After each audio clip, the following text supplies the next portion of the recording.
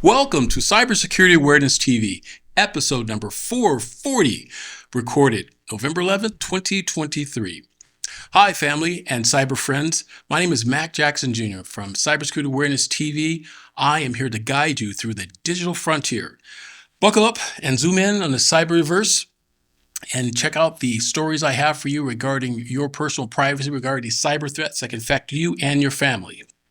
Whether this is your first time or you are a cyber, you've been in our show for a while, you understand what we do here in our show on Cybersecurity Awareness TV, we want to welcome all of you and let you know that we must stay aware of these types of cyber threats. Stay plugged in because these problems are something that we talk about all the time, and we want to offer solutions, things that you could do right now to protect yourself and arm yourself in this digital age. So let's dive in to this actual stories we have for you today. But first, remember, if you'd like to find out more information about my company and my show, remember it's at MacJacksonJR.com. That's MacJacksonJR.com. You can also find me on my YouTube channel as well at MacJacksonJR.com and on Roku under WWDBTV. So hit that like button, folks. Smash that subscribe and ring the bell on YouTube, and let's just jump into it. Today's first segment, we're going to talk about the hackers that have targeted a local plastic surgery company here in Las Vegas, a plastic surgery clinic here with a major cyber attack. And it's just happened this week. And we're going to talk about it and what you can do to protect yourself. Because if this happens to this particular industry, think about it, folks, it can happen to any particular industry. And then in our second segment, I want to have a warm welcome for my guest, Sheila Williams from Sheila Bookkeeping Services as well. So folks, in our first segment, a local plastic surgery clinic here in Las Vegas that's really close to me here, because this is my city. Anytime there's a cyber attack in Las Vegas, it really is a concern because it affects the people that I know, that I live around. And I'm very, very concerned with this, and so should you be as well. Recently, the FBI was called to investigate a chilling cybersecurity attack of a local plastic surgery center office. These brazen attackers used this information to digitally extort information and monies from the patients of this particular clinic. These hackers were able to acquire not just personal identifiable information like social security numbers and driver's license and things of that nature, or insurance information. They were able to acquire the before and after photos of the actual patients from this plastic surgery clinic. Now, this can be very devastating because these are full nude photos of the patients. And then the hackers contacted the actual patients and asked for extortion of money for them to pay money so they won't sell their information to the darknet.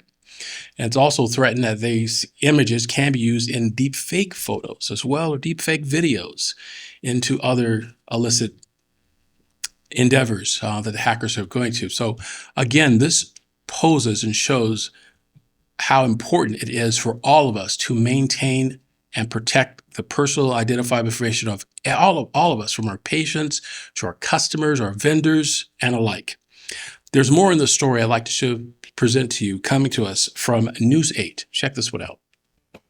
We went in there, we paid for services, we got those services, but we also didn't know that we were so vulnerable, that our things were just there for the taking.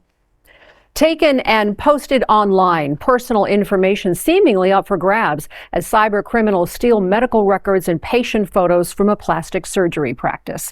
It is just the latest cyber hack to affect our community recently, and now several women are coming forward saying they're not only mortified, but they want justice. 8 News Now investigator David Charnes with what he's found new at 6. Well, Brian, Denise, tonight we've learned the FBI is investigating how these cyber criminals breached a local plastic surgery office, not only getting sensitive information like names and social security numbers, but also naked photos of patients before and after they had surgery, photos with patients' faces in them.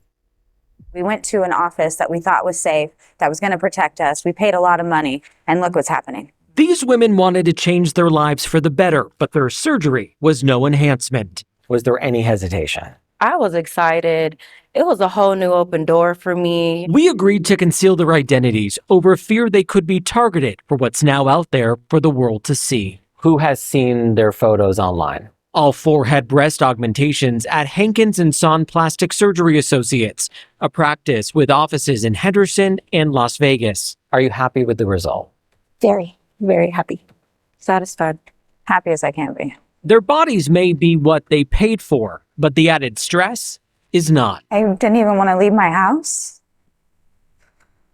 I didn't even want to talk to nobody. The 8 News Now investigators have learned cyber criminals obtained access to the office's network in February, downloading patient information and posting it online. Whose birthdays?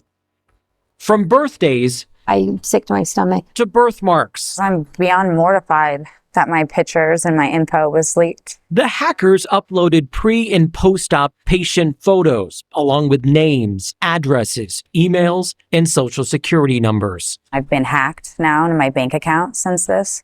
I mean, it's not just what they've done, it's caused multiple effects. Mark Barassa represents 10 women who are part of a class action lawsuit filed against the office. What is this case about? Well, this case is about a real breach of trust. The hackers not only stole sensitive information, but in some cases, then sent it to family and friends. Barassa was one of those unexpected recipients. So I received an email from one of the hackers directing me to photos and information about one of these clients. The lawsuit claims Hankins & Son didn't do enough to protect patient information, leading to the hack. Documents the 8 News Now investigators reviewed showed more than 12,000 patients may be involved. The practice sending this letter in April notifying them of the breach. It's easy, right? It's $1 billion industry for these bad guys. The FBI confirms it is investigating the hack, though this special agent wouldn't go into specifics.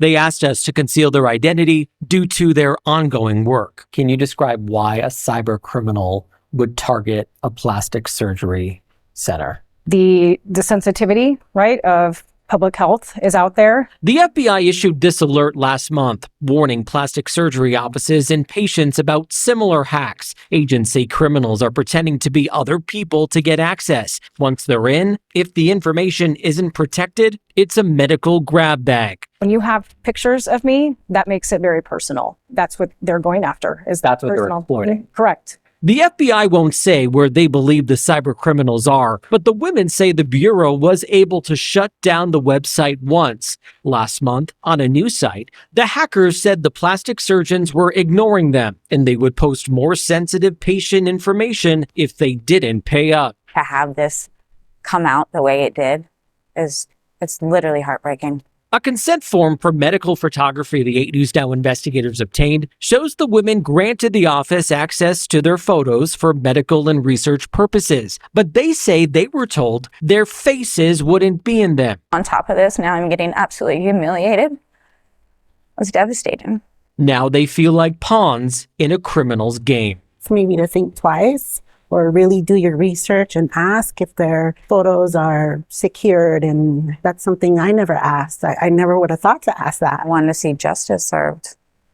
I want them to own up for what they did and not protecting our pictures, not protecting our info.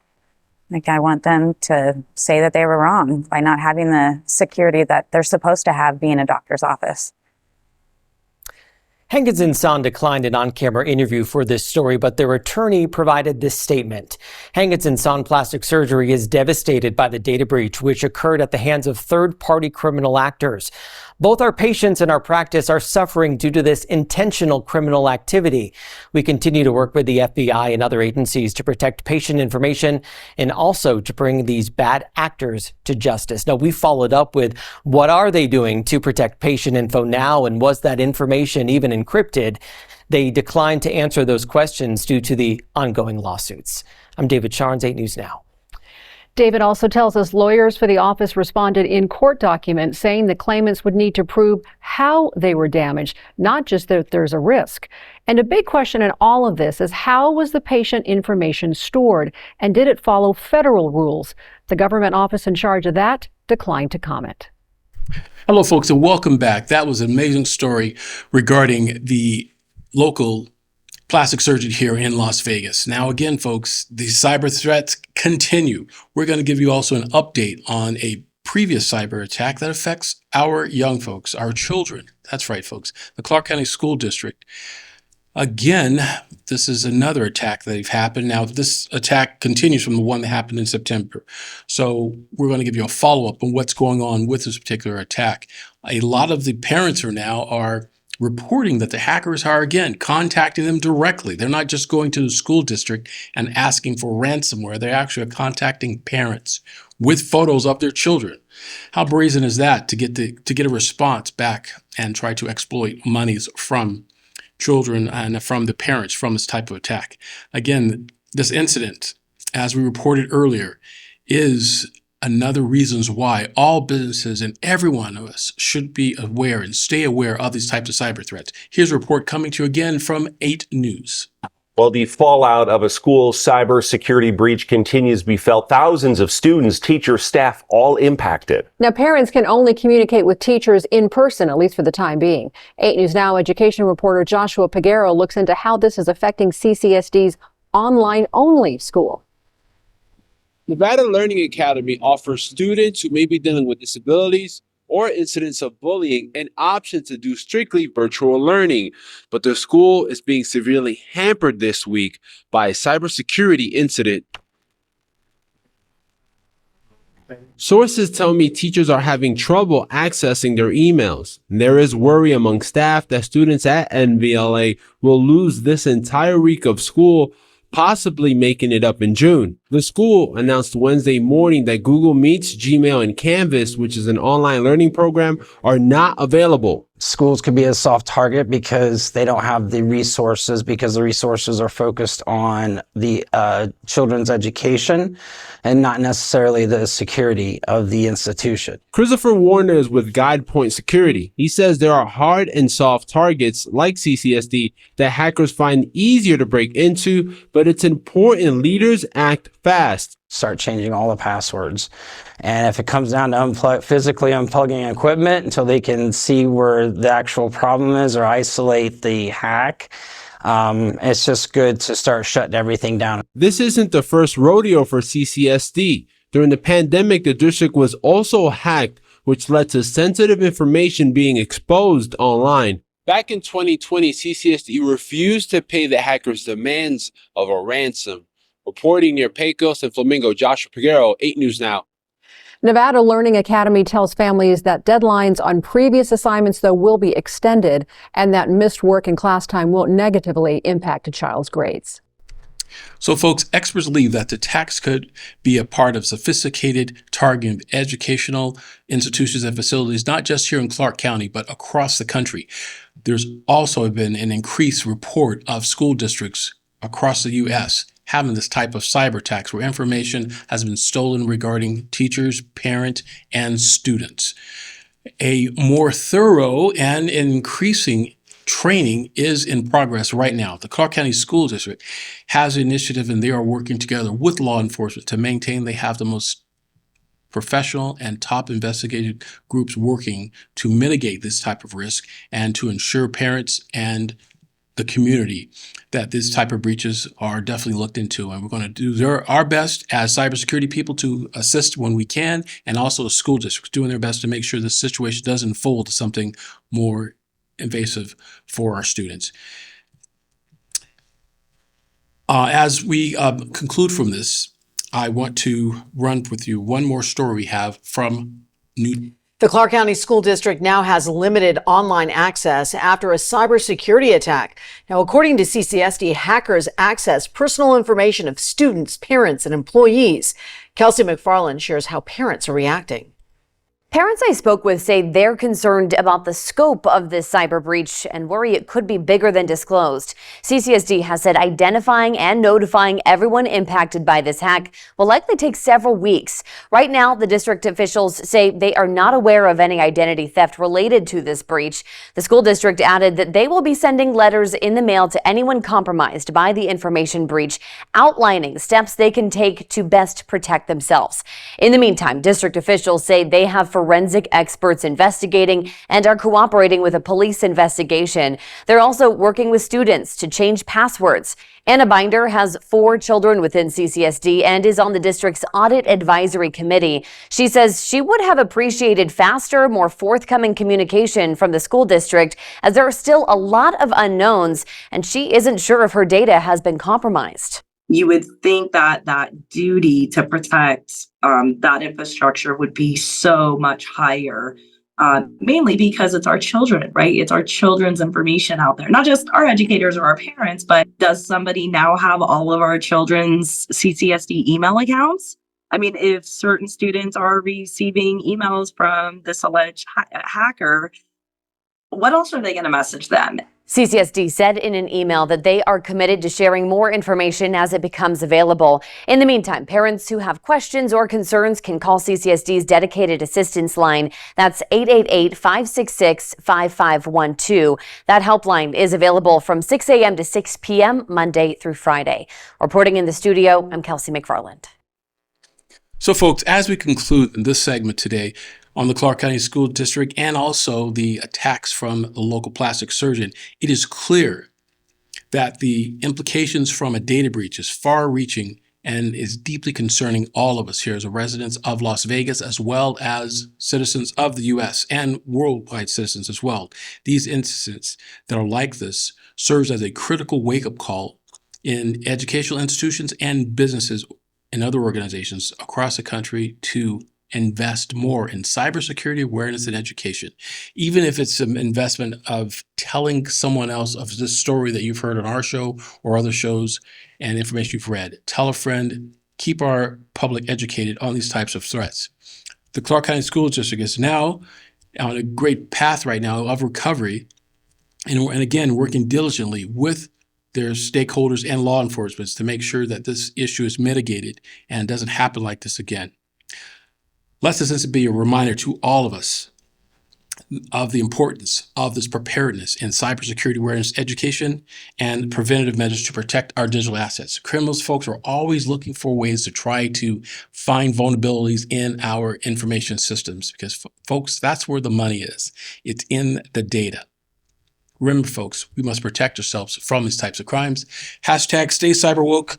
Stay with me, folks. To our next segment, we're going to talk to our guest, Sheila Williams from Sheila Bookkeeping. Hi, my name is Edgar Alejandro. I'm the co-founder of Rising Again Productions. So we've been here in Vegas producing films for the past couple of years, and we've seen our fair share of studios. We worked in our fair share of studios, and to be honest, WWDBTV has been our favorite by far. John is so welcoming. The space is wonderful. It's perfect for what we need. We've had rehearsals here, we've had callbacks here, we've had table reads here. So if you're a Vegas creative, or really just a creative coming into Vegas, definitely check out this space, chat with John. I think you'll find that this studio has everything that you'll need as well.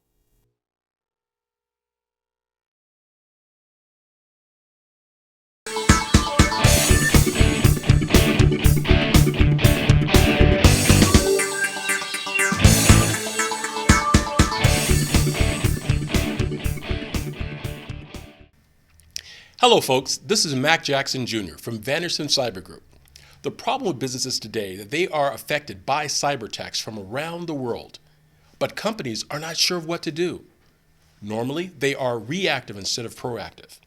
But folks, cyber attacks can affect your bottom line, and it will affect you financially, legally, and your business reputation. Here at Vanderson Cyber Group, we can help you develop a policy by training your employees on what to do if they are involved in a cyber attack and how to mitigate it and fight against it. Folks, we call it here hashtag Stay Cyberwoke. And that's Vanderson Cyber Group here in Las Vegas and around the world. You can reach me, folks, at VandersonCyberGroup.com or my website, MacJacksonJr.com as well. Here locally, 702-868-0808. Give us a call today, folks. We must fight back.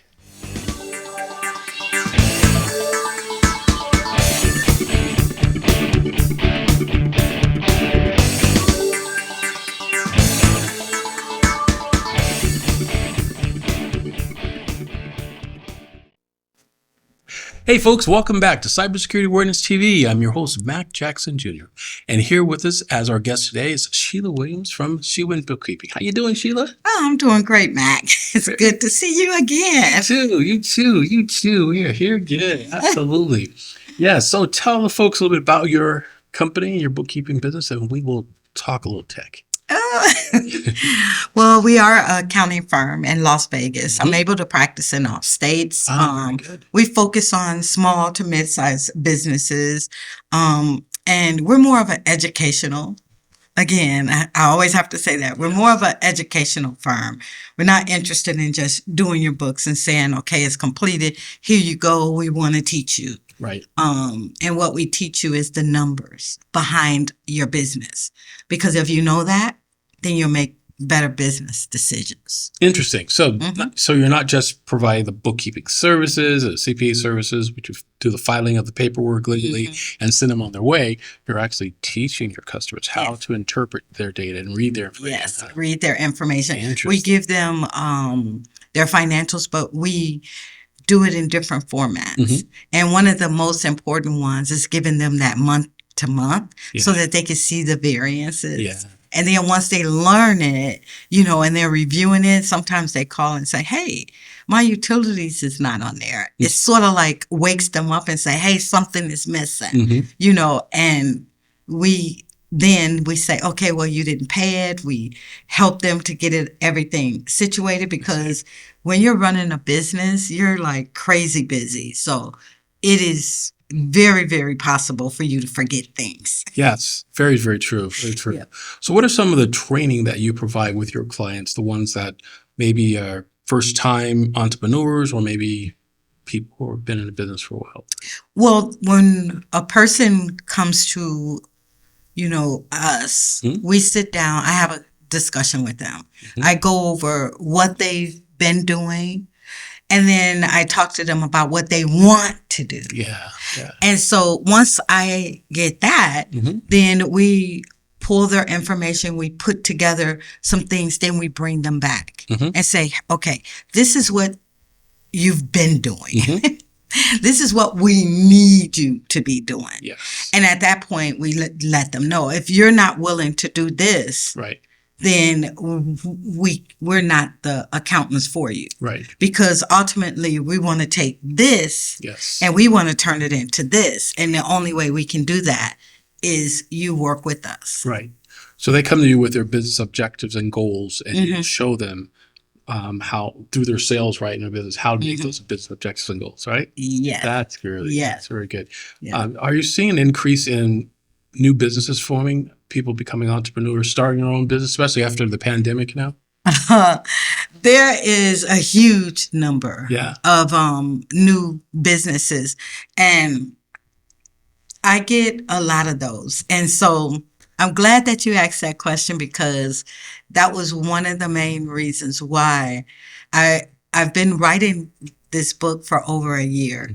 But the frustration just mounted after COVID, where I said, okay, I just have to put in the time, and I just have to, get this done, because a lot of people are running out and they're starting the LLCs. And here's the thing. They're doing it based off of what they have seen on social media. Some people will say, I'll give you an example. Sure. Start your LLC. Then buy your automobiles. I've seen Put your automobiles under the LLC, and then and start your business with that, or go on, have the cars on Turo. And they're telling them all of that. So then the people come, they go and they start the LLC, and then when they go to get the cars, they realize that they can't get anything under the LLC. And to me, it's just that we as society, no matter what we see on the internet, we have to slow down and we have to think. Right. Because if you go get a car, what are they going to ask you for? They're going to ask you for a lot of stuff. They ask you for your tax return. Absolutely. They ask you how much you make. They want to see your check stubs. They want to make sure that you can pay for what you are requesting from them. Yes. So if it's an LLC and you just started it up, what validity does it have? That's right. It just started. Right. You have no. Can't do anything with that. Right. You know? And so it's important for, us, including myself, to understand that we are living in an age of information. That's right. We are. That's right. And it's information is security. Yeah. But yes. One thing like I teach in my classes is that some of that information is accurate. It depends on where you're getting it from. But not all of it. Right. Not all of it is. And 90% of it is half the story. Right. It requires you to do more than just look at that video or read that article. It requires you to do even more. And one thing I'm going to say is that if Google and all of those had all of the answers, why is it still required for you to get a degree to do certain things? Right. Yes. Yes. Very true. Very true. So we have to start thinking. So people are not doing their research, basically. You're saying they're watching a couple of videos on YouTube and they're Googling a few things. They're saying, great, we're going to jump in this business and create an LLC. No. And like an example you mentioned about the Turo type of business, right? Yeah. They're buying these cars, and I've seen these videos where they would go to used car dealerships and get these cars really cheap. And they're paying outrageous interest rates for the vehicles anyways from these car dealerships on Boulder Highway, if you know what I mean. And they have 4 or 5 of them. They're thinking, we're going to turn these over and make sales. But they're not understanding all of the steps behind it, as far as like the maintenance costs, the insurance, all that to maintain these automobiles. And they don't understand if they get one car, it affects their credit score. But they have 4 or 5, that's also going to affect your credit score. Yeah. And a lot of them are not understanding it. And you know what? In my book, I talk about that. So when I, put these words on the paper, I made sure that my book didn't fall in the category of most, financial or accounting books that you can get. I made sure that it was an easy read. You can follow it. You can understand it. A couple of the chapters that I really touch on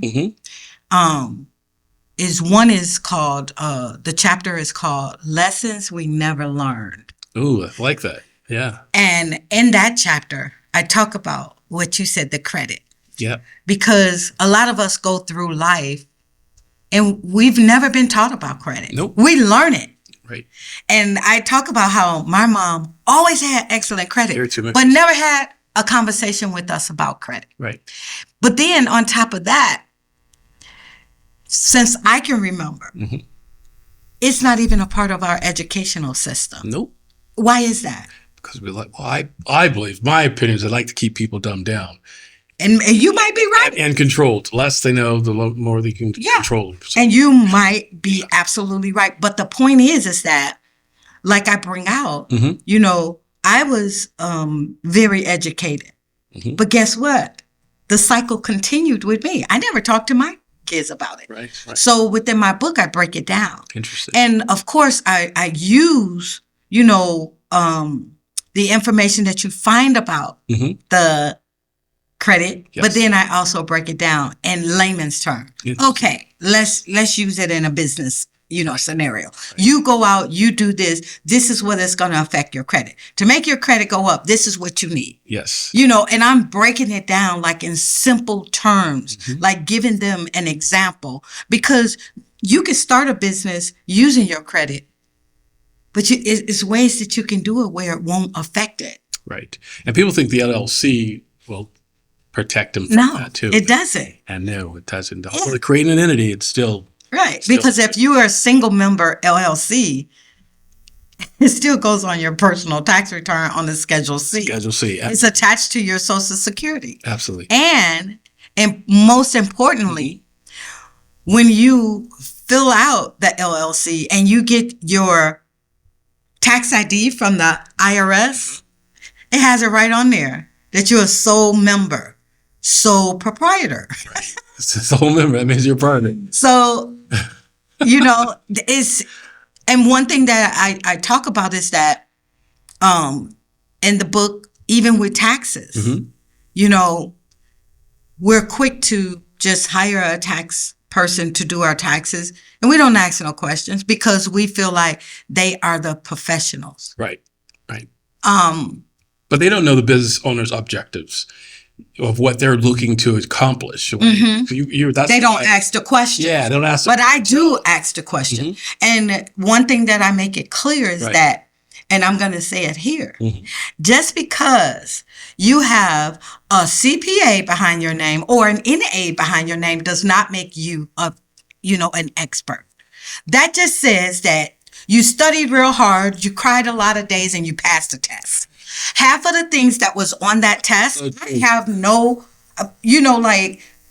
listen, I have some clients that come in whose tax situation is so difficult. I do work with a local CPA firm because I believe in giving my clients the best service. Sure. And if I can't give it to them, I could call an expert to give it to them. Or if they insist on me doing it, I'll tell them, okay, I need to go back to my books. Right. Yeah. And I read up on it and I put it in there and and I'll still call and ask questions. And most of the cases he'll say, yeah, Sheila, you got this, you know it. Yeah, change the But if it's something that I don't know, there's a lot of things that I don't know, even though because it changes. Yeah, because it changes all the time. Yes. Yeah, it changed all the time. Hey, folks, look at the bottom of the screen here. You can see a link to Sheila's book as well and her website also. Yes. So definitely. What's the name of your book, by the way? The name of the book is called A Long Road to Success. Business Mistakes Can Be Preventable.